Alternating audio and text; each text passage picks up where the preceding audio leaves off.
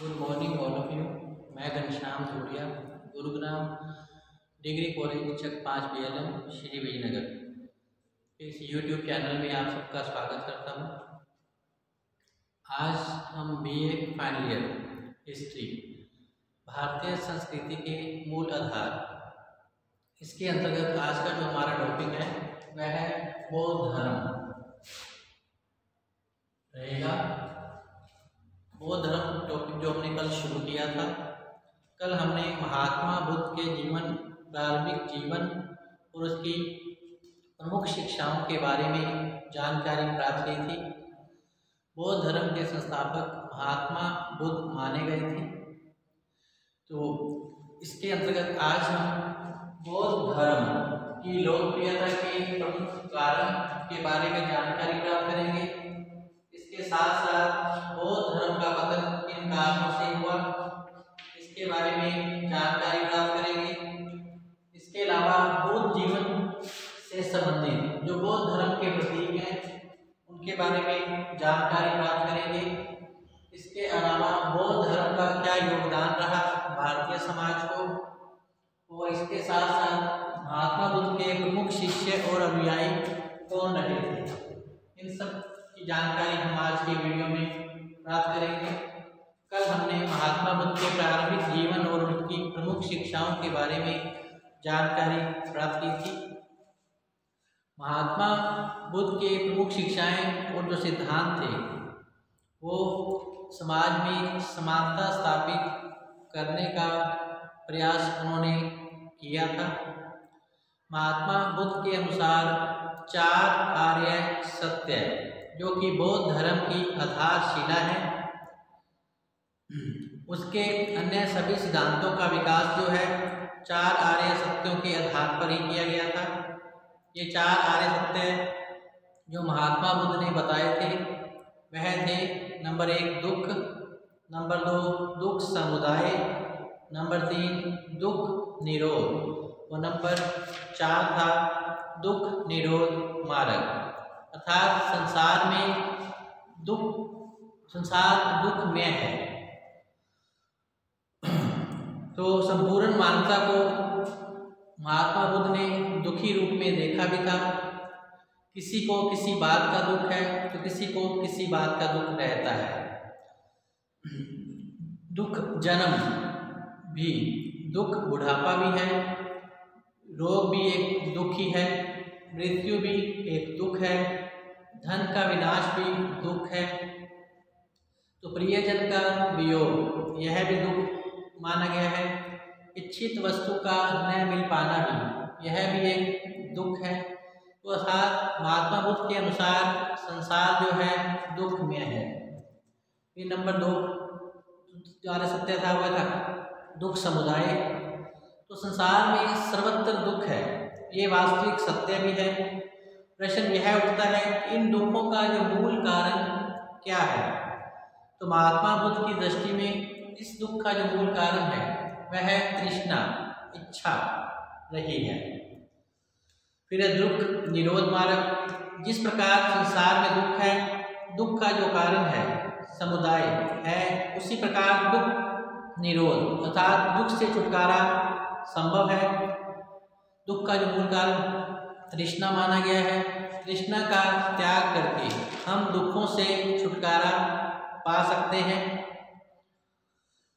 दुख निरोध मार्ग। तो दुखों पर विजय प्राप्त करने का जो मार्ग है वह दुख निरोध मार्ग माना जाता है।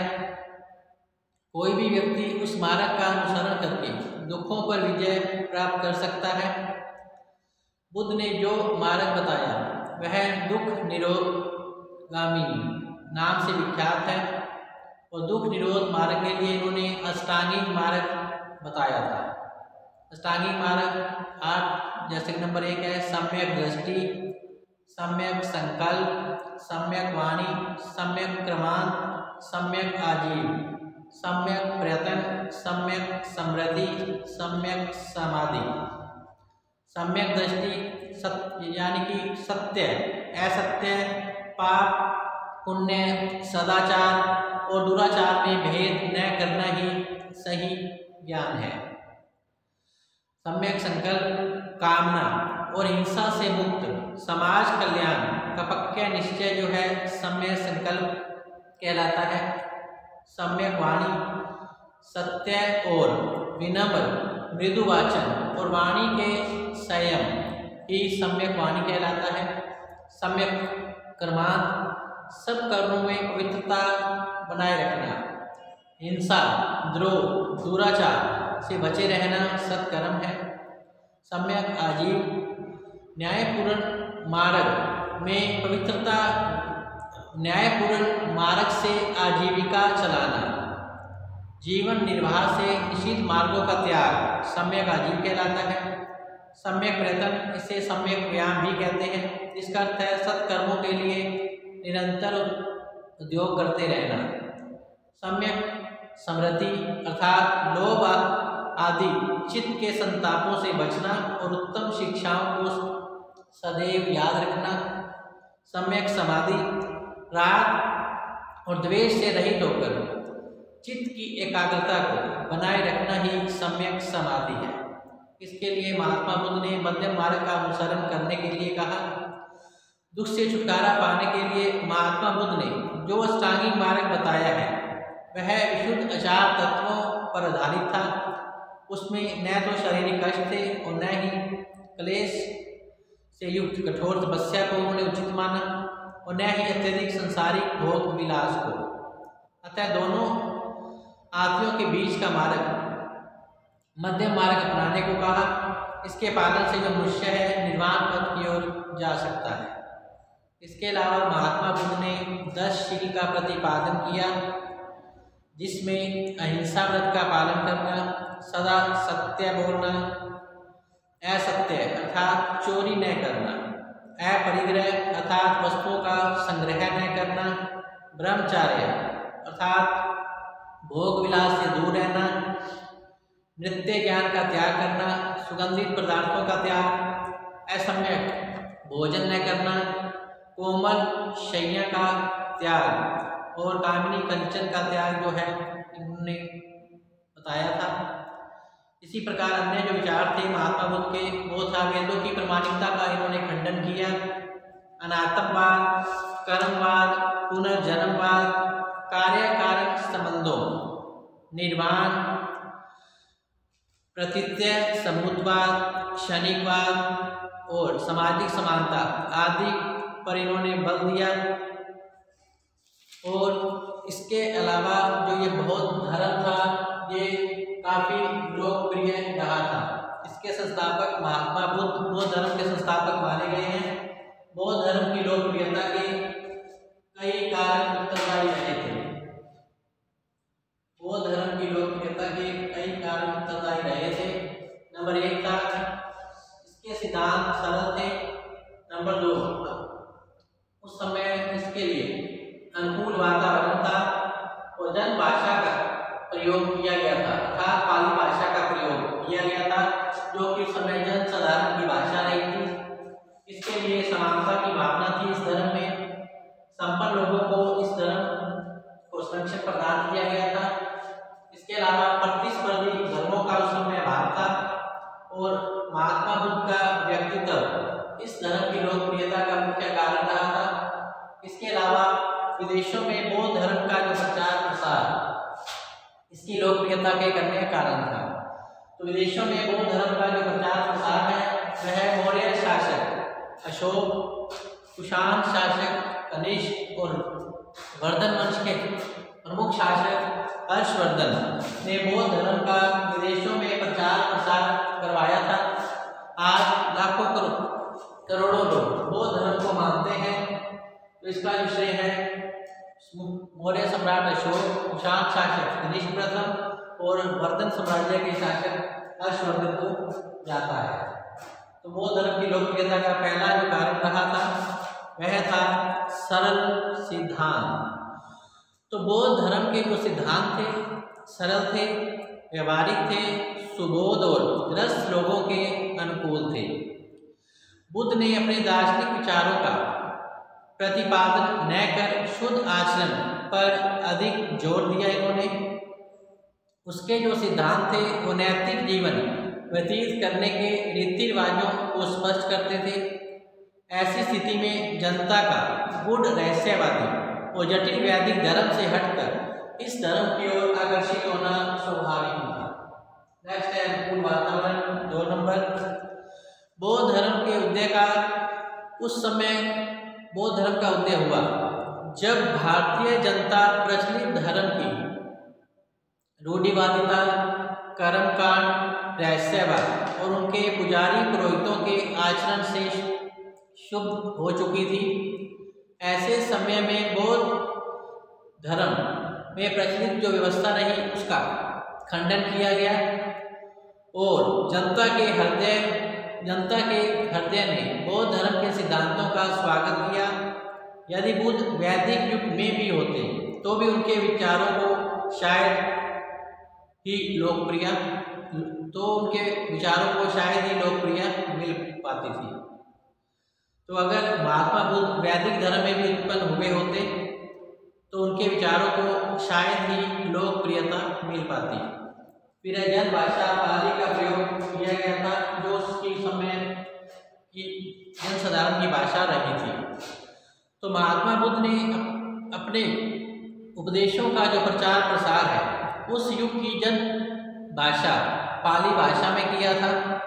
अतः जनसाधारण उसकी भाषा को आसानी से समझ पाई। ऐसी स्थिति में जनता पर उसके उपदेशों का प्रभाव पड़ना स्वाभाविक ही था। गौतम बुद्ध धर्म का जो प्रारंभिक साहित्य भी जन भाषा में ही लिखा गया था। इस कारण महात्मा बुद्ध के जो उपदेश थे शीघ्र ही लोकप्रिय हो गए और जनता ने इन उपदेशों को अपनाया। फिर समानता की भावना। तो जातिगत भेदभाव से ऊपर उठकर सबको समान रूप से मोक्ष अधिकारी मानना बौद्ध धर्म की सफलता का एक मुख्य कारण रहा था। इन्होंने समाज में समानता स्थापित करने पर बल दिया क्योंकि वैदिक व्यवस्था की जटिलता से निम्न जातियों को मोक्ष की आशा नहीं रही थी और अन्य जातियों के निर्धन लोग भी मोक्ष पर विचार नहीं कर सकते थे। यज्ञ अनुष्ठानों को संपन्न करने के लिए आवश्यक धन जनता के पास नहीं था। ऐसे समय में जब महात्मा बुद्ध ने जातीय समानता पर बल दिया और समानता के आधार पर मानव मात्र के लिए मोक्ष के द्वार सभी के लिए खोल दिए गए थे तो हजारों लोग बौद्ध धर्म के अनुयायी बनने लगे थे। फिर संपन्न लोगों का संरक्षण बौद्ध धर्म को प्राप्त होना। तो बौद्ध धर्म के प्रचार प्रसार में उस युग के शाक्य, लिच्छवी, मल, कोलिय, मौर्य आदि गणराज्यों के संपन्न लोगों ने अत्यधिक रुचि ली थी। इसके साथ ही विद्वानों और व्यापारियों ने भी इसे अपनाया था और इसके प्रचार प्रसार में अपना महत्वपूर्ण योगदान दिया था, जिससे जनसाधारण में बौद्ध धर्म तीव्र गति से फैला। बाद के सम्राटों में सम्राट अशोक, कनिष्क प्रथम, हर्षवर्धन ने बौद्ध धर्म के प्रचार प्रसार में अपना महत्वपूर्ण योगदान प्रदान किया था। तो ऐसी स्थिति में प्रारंभ और बाद के काल में राज्य आश्रय और धनी वर्ग का सहयोग मिलने से बौद्ध धर्म का काफी प्रचार प्रसार हुआ था, क्योंकि बौद्ध धर्म को राज आश्रय मिल गया था और इसके अलावा जो प्राचीन काल के प्रमुख सम्राट मौर्यकाल, कुषाण वंश और वर्धन सम्राट के शासकों ने इस धर्म के प्रचार प्रसार में काफी योगदान दिया था। फिर प्रतिस्पर्धी धर्मों का उस समय अभाव था, जिसके कारण बौद्ध धर्म प्रसारित हुआ था। तो बौद्ध धर्म के शीघ्र और व्यापक प्रचार प्रसार का जो महत्वपूर्ण कारण था वह उस युग में उसका विरोध करने वाली धार्मिक विचारधाराओं अर्थात धार्मिक संप्रदायों का उस समय अभाव ही रहा था। वैदिक धर्म में प्रचार की प्रवृत्ति नहीं थी और उस युग में जनसाधारण को वैदिक धर्म में अरुचि उत्पन्न होने लगी थी। जैन मत अधिक व्यापक नहीं था और उसके सिद्धांत शारीरिक कलेश और प्रधानता के कारण वैदिक लोकप्रिय नहीं बन पाया। ऐसी स्थिति में बौद्ध प्रचारकों को बिना विरोध के अपने प्रचार प्रसार करने में सफलता मिल गई। फिर महात्मा बुद्ध का व्यक्तित्व इस धर्म की लोकप्रियता का प्रमुख कारण माना जाता है। महात्मा बुद्ध की लोकप्रियता और उसके दूरगामी प्रसार का सर्वाधिक महत्वपूर्ण कारक जो था वह महात्मा बुद्ध का व्यक्तित्व ही रहा था। उनकी रोमांचकारी जीवनी ने उसके व्यक्तित्व को एक विशेष अवसर प्रदान किया था। राजा का पुत्र होते हुए भी सभी सुख सुविधाओं का त्याग करना, जो कि उनके व्यक्तित्व को ऊंचा उठाने का कार्य करते हैं। तो ऐसी स्थिति में जनता उसकी ओर स्वाभाविक रूप से आकर्षित हुई और उसके सम्मान में झुकी। विरोधी भी महात्मा बुद्ध के सामने नतमस्तक हो गए। इसके साथ महात्मा बुद्ध ने कभी भी किसी भी धर्म का अनादर नहीं किया था, बल्कि तर्क के आधार पर प्रतिपक्षी धर्म का उन्होंने खंडन किया। तो ऐसी स्थिति में जनता का उनके उपदेशों के प्रति श्रद्धा भाव होना स्वाभाविक ही था। फिर विदेशों में प्रचार प्रसार। तो इस प्रकार यद्यपि अपनी जन्मभूमि भारत में बौद्ध धर्म समय की गति के अनुसार उठता गिरता रहा है, किंतु अपने जन्म के बाद से लेकर 6वीं शताब्दी ईस्वी तक भिक्षुओं और कुछ भारतीय सम्राटों के प्रयत्न से यह जो धर्म था मध्य एशिया, चीन, तिब्बत, जापान, कोरिया, दक्षिण पूर्वी एशिया और यूनान तक यह धर्म फैल गया था। तो इस प्रकार बौद्ध धर्म का विदेशों में प्रचार प्रसार का जो कार्य है मौर्य सम्राट अशोक के काल में हुआ। इस धर्म के प्रचार प्रसार के लिए अशोक ने श्रीलंका, बर्मा, मध्य एशिया, पश्चिम एशिया आदि स्थानों पर धर्म प्रचारक भेजे। अशोक से शिलालेख से पता चलता है कि बौद्ध प्रचारकों ने सीरिया, मेसोपोटामिया और यूनान में मैसेडोनिया, एरिस तथा कोरिंथ आदि राज्यों में जाकर इस धर्म को फैलाया था। ये थे बौद्ध धर्म के प्रचार प्रसार में मुख्य कारण। इसके सरल सिद्धांत था, उस समय अनुकूल वातावरण रहा, जन साधारण की भाषा पाली का प्रयोग किया गया, समानता की भावना पर आधारित था यह धर्म, संपन्न लोगों के द्वारा संरक्षण प्रदान किया गया, प्रतिस्पर्धी धर्म का उस समय अभाव था। इसके अलावा महात्मा बुद्ध का व्यक्तित्व और विदेशों में बौद्ध धर्म का प्रचार इस धर्म की लोकप्रियता का मुख्य कारण रहे थे। अब प्रश्न यह उठता है कि बौद्ध धर्म का पतन क्यों हो गया? भारत में बौद्ध धर्म का पतन किन कारणों से हुआ?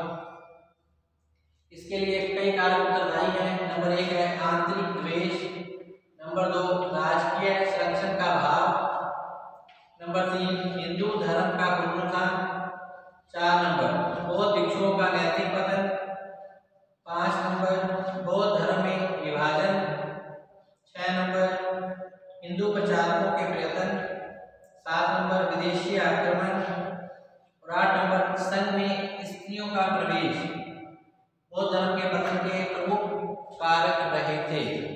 फर्स्ट है आंतरिक दोष। तो वैदिक धर्म में जिस आडंबर और कर्मकांड के विरोध में महात्मा बुद्ध ने सीधा साधा धर्म चलाया था, वह उसके निर्माण के बाद धीरे धीरे आडंबर, जटिलता, कठोरता का शिकार यह बनता गया। कालांतर में बौद्ध धर्म के सिद्धांतों और नियमों में भी कठोरता, जटिलता देखने को मिली, जिससे उसके सामान्य अनुयायियों को अरुचि पैदा हुई और अब महात्मा बुद्ध को ईश्वर का अवतार मानकर उनकी मूर्तियां बनने लगी और उन मूर्तियों की व्युत्पत्तियों के रूप में पूजा की जाने लगी। इससे बौद्ध धर्म हिंदू धर्म से अधिक निकट आता गया और उसकी नवीनता और सुधारवादी प्रवृत्ति समाप्त हुई और लोगों का जो विश्वास है इस धर्म से उठ गया। दूसरा है राष्ट्रीय संरक्षण का अभाव। तो मौर्य वंश की समाप्ति के बाद बौद्ध धर्म को राजकीय संरक्षण मिलना बंद हो गया। मौर्यों के उत्तराधिकारी शुंग और कण्व और सातवाहन नरेशों ने वैदिक धर्म को समर्थन प्रदान किया। शुंग शासक पुष्यमित्र शुंग ने, जो कि बौद्ध धर्म का कट्टर शत्रु था, इसने 84,000 स्तूपों को नष्ट करवाया था और अनेक बौद्ध भिक्षु और भिक्षुओं का इसने वध करवाया। तो इस प्रकार कनिष्क के समय में बौद्ध धर्म को पुनः राज आश्रय मिला था, परंतु गुप्त वंश ने पुनः हिंदू धर्म को संरक्षण प्रदान किया और गुप्त वंशीय नरेशों ने वैदिक यज्ञों को पुनर्स्थापित किया और दक्षिण भारत में चालुक्य नरेशों ने हिंदू धर्म को राजकीय संरक्षण प्रदान किया। इससे जो जनता थी हिंदू धर्म की ओर आकर्षित होने लगी। फिर हिंदू धर्म का गुरु था, के पश्चात है बौद्ध भिक्षुओं का नैतिक पतन। बौद्ध भिक्षुओं का नैतिक पतन। तो इस प्रकार बौद्ध भिक्षुओं का जो नैतिक पतन है वह भी इस धर्म के पतन का एक प्रमुख कारण रहा था। इस समय बौद्ध भिक्षुओं के जीवन में नैतिकता की भावना का अंत हो गया था। मौर्य वंशी शासकों के काल में राज्य की ओर भिक्षुओं के लिए विशाल और भव्य मठ और निर्माण बनवाए गए थे और उनके व्यय के लिए काफी धन दान में दिया था। अन्यास प्राप्त होने वाली इस धन संपदा उनके व्यय के लिए जो धन प्रदान किया गया था, भिक्षुओं के त्यागमय जीवन और उसको विलासमय जीवन में बदल दिया गया। इससे उनमें अनुशासनहीनता के साथ आचरणहीनता आ चुकी थी। तो इस प्रकार मौर्य वंशी शासकों के काल में राज्य की ओर से भिक्षुओं के लिए विशाल और भव्य मठ विहार बनवाए गए थे। उसके व्यय के लिए जो काफ़ी धन दिया गया था, इससे जो जीवन था बौद्ध भिक्षु भिक्षुओं का वह विलासी हो गया। नैतिक स्तर से इनका आचरण काफ़ी गिर गया था। ये बौद्ध भिक्षु भिक्षुनियाँ कर्तव्य भ्रष्ट हो चुके थे और इससे सामान्य जन की श्रद्धा जो थी इस धर्म के प्रति नहीं रह गई। फिर है बौद्ध धर्म का विभाजन। जैसा कि स्पष्ट है कि महात्मा बुद्ध की मृत्यु के बाद ही बौद्ध भिक्षुओं में आंतरिक कलह मतभेद उत्पन्न होने लगे और यह जो धर्म था हीनयान और महायान दो भागों में बंट गया था। इसके बाद उनमें स्थविरवाद और महासंघिक संप्रदायों का भी विकास हुआ। अशोक ने बौद्ध धर्म में एकता बनाए रखने का काफ़ी प्रयास किया था, सफलता भी मिली उसे, परंतु बाद में इन विभिन्न शाखाओं में संघर्ष शुरू हो गए और एक दूसरे को ये बुरी तरह से निंदा करने लगे, आलोचना करने लगे। आपसी संघर्ष के परिणाम स्वरूप लोगों की जो आस्था थी वह इस धर्म के प्रति कम होती गई। नेक्स्ट है हिंदू प्रचारकों के प्रयत्न।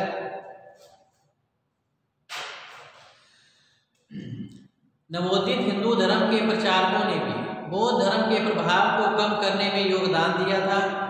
प्रारंभ में भागवत, शैव और वैष्णव संप्रदाय के लोगों ने तन, मन और धन से इस धर्म का प्रचार प्रसार करवाया था।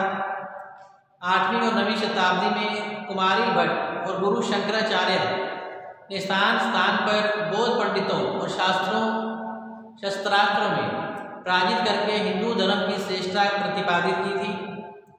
इन विद्वानों ने तर्क के आधार पर बौद्ध मत का खंडन किया और हिंदू धर्म का प्रचार प्रसार किया गया था। इसके अलावा विदेशी आक्रमण बौद्ध धर्म के पतन का कारण था। गुप्तों के बाद भारत में होने वाले विदेशी आक्रमण, विशेष रूप से क्रूर हुनों के आक्रमणों ने अहिंसावादी बौद्ध धर्म पर घातक प्रहार किए। हुनों के नेता मीरपुर ने बौद्ध मठों और विहारों को तुड़वा दिए। उन्होंने हजारों की संख्या में बौद्ध भिक्षुओं का कत्लेआम किया, जिसका परिणाम यह निकला कि पंजाब, राजस्थान, उत्तरी पश्चिमी सीमा प्रांत में बौद्ध धर्म क्षीण होता चला गया। इसके अलावा संघ में स्त्रियों का प्रवेश इस धर्म के पतन का एक अन्य कारण था। तो बौद्ध धर्म की उत्पत्ति का जो एक कारण है वह संघ में स्त्रियों का प्रवेश भी रहा। स्वयं महात्मा बुद्ध ने अपने प्रिय शिष्य आनंद को कहा था कि तुम्हारे विशेष आग्रह पर मैं स्त्रियों को संघ में प्रवेश देने का अधिकार तो तुम्हें दे रहा हूँ, परंतु अब यह धर्म 5 वर्षों से अधिक नहीं पनप पाएगा। भिक्षु और भिक्षुणियों के एक साथ रहने से संयम और संतुलन बिगड़ गया था और मठों और विहारों का शुद्ध सात्विक जो वातावरण था वो व्याभिचारी और विलासिता में बदल गया। इससे उनकी प्रतिष्ठा काफी गिर गई थी और बौद्ध धर्म का पतन प्रारंभ हो गया। इस प्रकार बौद्ध धर्म के पतन में निम्नलिखित कारक उत्तरदायी रहे थे। अब हम देखते हैं महात्मा बुद्ध के जीवन से संबंधित बौद्ध धर्म के प्रतीक चिन्ह। घटना चिन्ह या प्रतीक। जन्म, इसका चिन्ह या प्रतीक है वह कमल का स्थान है। गृह त्याग, इसका प्रतीक घोड़ा, ज्ञान, इसका प्रतीक पीपल बोधि वृक्ष को माना गया है। निर्वाण पद चिन्ह, इसका प्रतीक है। मृत्यु अर्थात स्तूप इनका चिन्ह माना गया है। महात्मा बुद्ध की अस्थियों पर जो समाधियां बनाई गई थी उन्हें स्तूप कहा जाता है। तो इस प्रकार महात्मा बुद्ध के जीवन से संबंधित बौद्ध धर्म के प्रतीक निम्नलिखित रहे थे। आइए अब हम चलते हैं बौद्ध धर्म का क्या योगदान रहा भारतीय समाज को। तो इस बौद्ध धर्म के परिणाम स्वरूप तर्क शास्त्र की प्रगति हुई, भारतीय कला और स्थापत्य कला का विकास हुआ। अहिंसा परमो धर्मों का जो सिद्धांत है वह इस धर्म के परिणाम स्वरूप ही पनपा था। अहिंसा का जो सिद्धांत है वो महात्मा बुद्ध का एक मूल मंत्र माना गया है। मन, वचन, कर्म और वाणी से किसी का भी अहित न करना ही अहिंसा है। इसके अलावा इस धर्म के परिणाम स्वरूप जाति पाति के जो बंधन थे ढीले पड़ने लगे। समाज में समानता स्थापित का प्रयास इस धर्म के द्वारा किया गया था। इसी प्रकार बौद्ध धर्म के विद्वानों द्वारा पाली और संस्कृत भाषा का जो प्रयोग है वह किया गया था। तो इस प्रकार बौद्ध धर्म का जो योगदान है संक्षेप में इस प्रकार है। भारतीय दर्शन में तर्क शास्त्र की प्रगति बौद्ध धर्म के प्रभाव से हुई। बौद्ध दर्शन में शून्यवाद, विज्ञानवाद की जिन दार्शनिक पद्धतियों का उदय हुआ उसका प्रभाव शंकराचार्य के दर्शन पर भी पड़ा। यही कारण है कि शंकराचार्य को कभी कभी प्रश्नन बौद्ध भी कहा जाता है। तो बौद्ध धर्म की सर्वाधिक जो महत्वपूर्ण देन रही वह है भारतीय कला और स्थापत्य कला का विकास। सांची, भारत, अमरावती के स्तूप तथा अशोक के शिलालेख, स्तंभों, कार्ले की बौद्ध गुफाएं, अजंता, एलोरा, बाग और बराबर की गुफाएं बौद्धकालीन स्थापत्य कला के सर्वश्रेष्ठ नमूने रहे हैं। बुद्ध के अस्थि अवशेष पर भट्टी दक्षिण भारत में निर्मित प्राचीनतम स्तूप को महास्तूप की संज्ञा प्रदान की गई है।